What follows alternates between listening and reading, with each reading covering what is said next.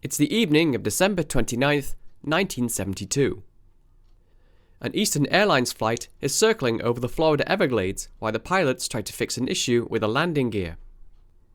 Without solving this problem, the plane cannot land safely, and the lives of everyone on board are in jeopardy. The flight is en route from John F. Kennedy Airport in New York to Miami, with 176 passengers and crew on board. As Flight 401 approaches the airport, the crew lowers the landing gear, but the indicator light confirming the nose gear is locked into place does not come on. While an airplane can land without its landing gear, such a maneuver is extremely dangerous and should only be attempted in an emergency. The flight crew decides to troubleshoot the issue and radios Miami to hold at 2,000 feet over the Everglades. The pilot is Captain Robert Loft. He has been with the airline for 32 years, but is not overly familiar with the new Lockheed TriStar. He believes that if he retracts the landing gear, then lowers it again, the light will then illuminate. However, the issue reoccurs. No light. He can't be sure the landing gear is down, so he instructs flight engineer Donald Repo to descend down to the electronics bay underneath the cockpit. From there, he should be able to get visual confirmation that the landing gear is in fact down. Back in the cockpit, First Officer Donald Stockstill is trying to remove the light bulb and put it back in, with no success. The autopilot is set to keep the plane at an altitude of 2,000 feet, but an alarm sounds in the cockpit, alerting the crew that the plane is somehow losing altitude. Quickly.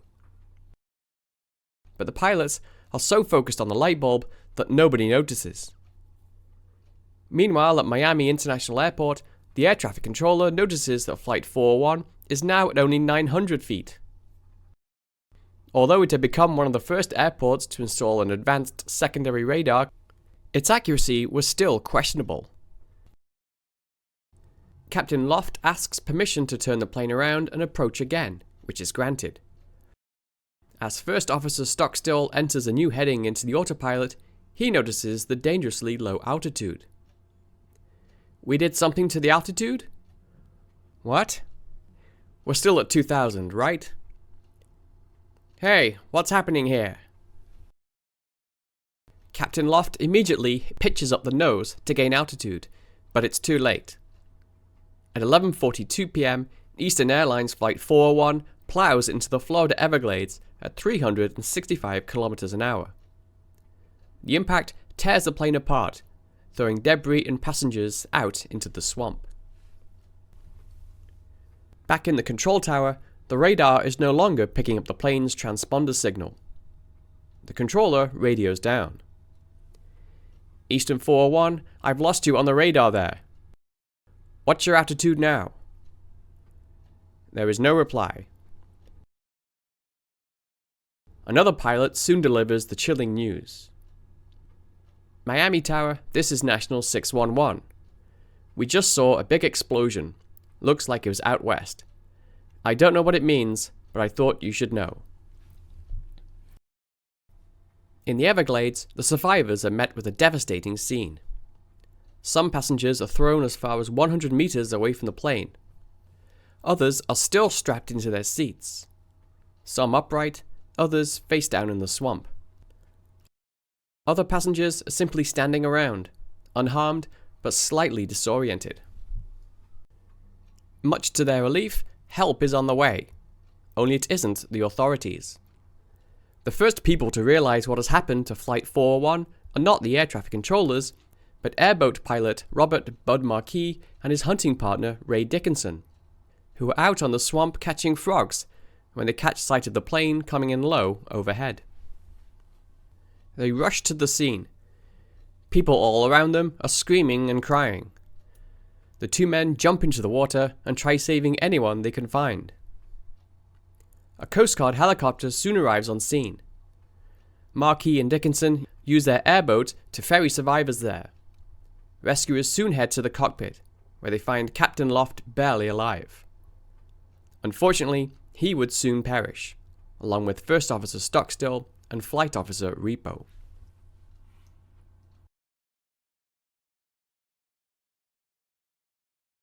the National Transportation Safety Board launched a major investigation to determine the cause of the crash.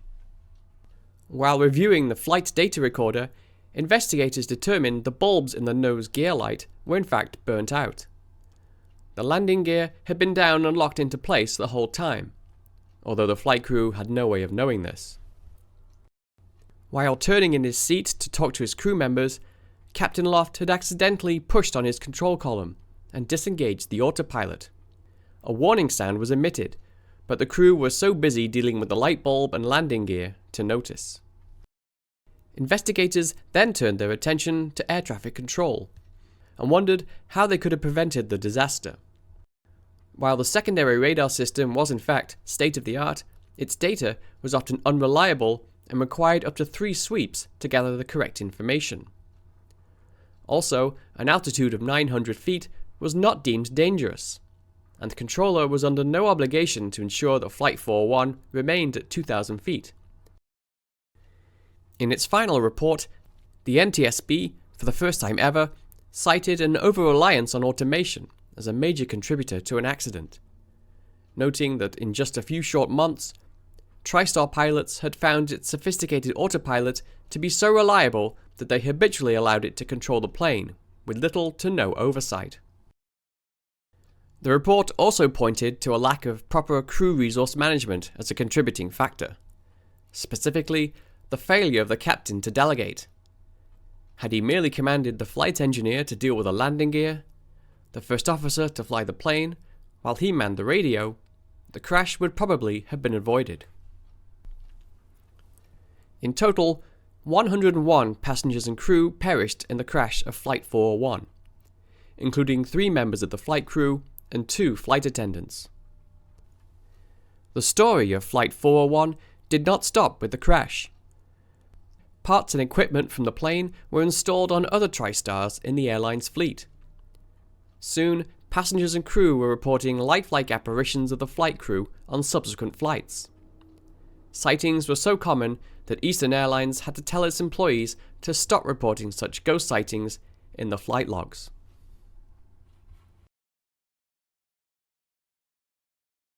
On March 23, 1994, Aeroflot Flight 593 was traveling from Moscow to Hong Kong with 75 people on board. Several hours into the flight, relief pilot Yaroslav Kudrinsky made a decision that would shock the world. Kudrinsky had been flying with Aeroflot for over 2 years without incident, a clean record that makes what he did next all the more inexplicable. On board the flight as passengers were his 16-year-old son Eldar and daughter Yana, 12 years old.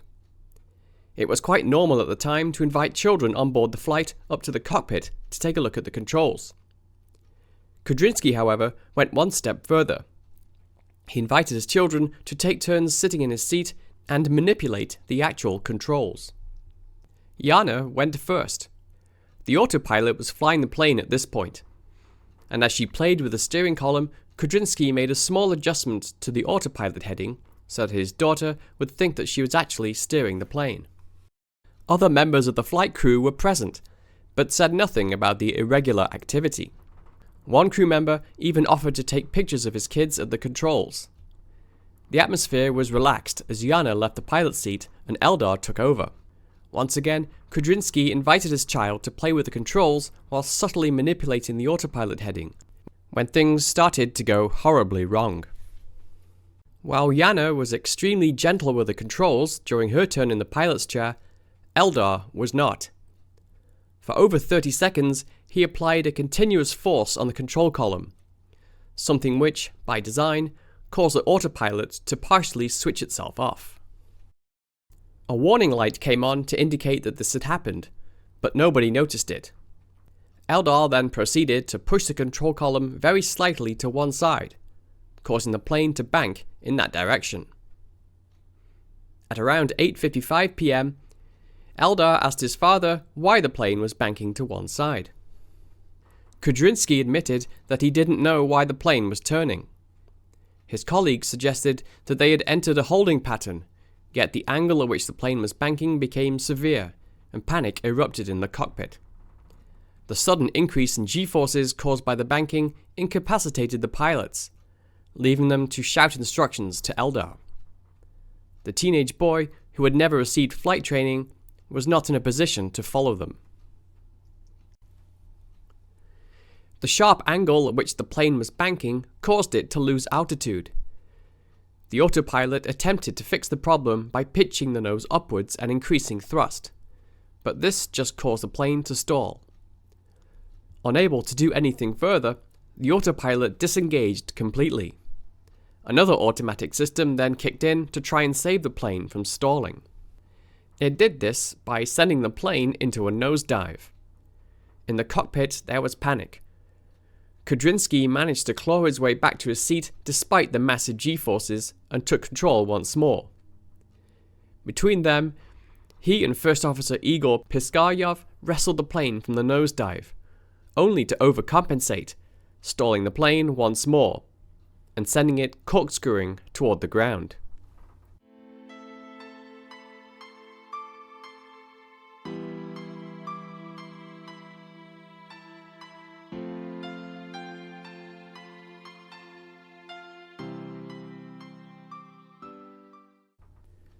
Things were so desperate that there was no time to make a distress call. For 2 minutes, they fought for control of the plane. By the time they finally did manage to pull out of the last dive and level out, they'd lost a huge amount of altitude. The final words captured by the cockpit voice recorder came from Kudrinsky. "We'll get out of this," he said. "Everything's fine. Gently, pull up. Gently." Moments later, the plane crashed into the side of a Russian mountain range, killing every single person on board. In the aftermath of the accident, an investigation was launched. It found that the crash had been caused primarily by the decision to allow children to play with the controls of the plane. Some design features of the Airbus A310 were also criticized. For example, the lack of an audible alarm to indicate that the autopilot had disengaged. It was also noted that more training was required for pilots to help them deal with autopilot-related issues. Despite this, the majority of the blame ultimately lay with the pilots. It served as a harsh lesson in the seriousness of a captain's responsibility. The report also pointed out, in an ironic twist of fate, that had the pilots simply let go of the controls and done nothing when the problem first occurred, the autopilot and other automated systems would have leveled out the plane and Flight 593 would not have crashed.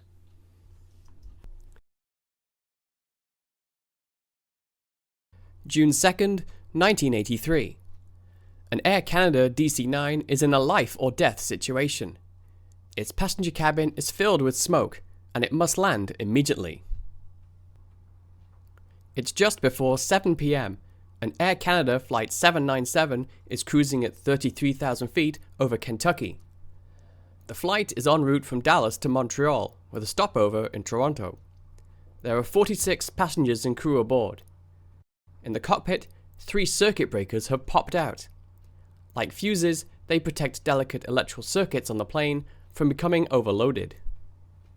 The circuit breakers are for the toilet flushing motor in the rear of the plane. The crew think nothing of it, thinking someone must have somehow jammed the toilet. The reality, however, was something much more serious. A fire has ignited inside the floor in the lavatory and is slowly creeping its way through the hidden spaces behind the cabin walls. It has melted wires supplying power to the flushing motor, causing the circuit breakers to pop. Passengers start to notice an odd smell in the air. One of them mentions it to a flight attendant, who retrieves a fire extinguisher and heads to the lavatory door.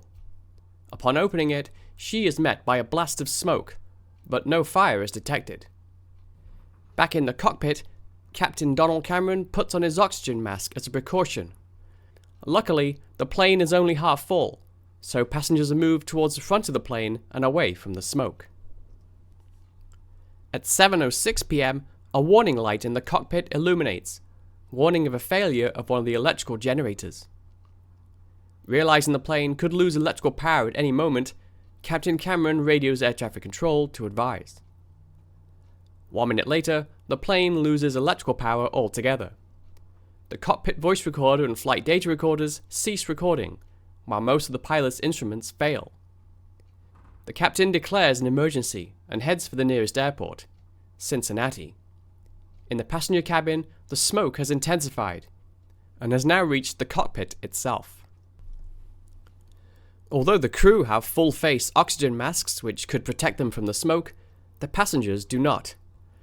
Not only do passenger oxygen masks provide no barriers against smoke, Air Canada rules forbid their use with a fire on board.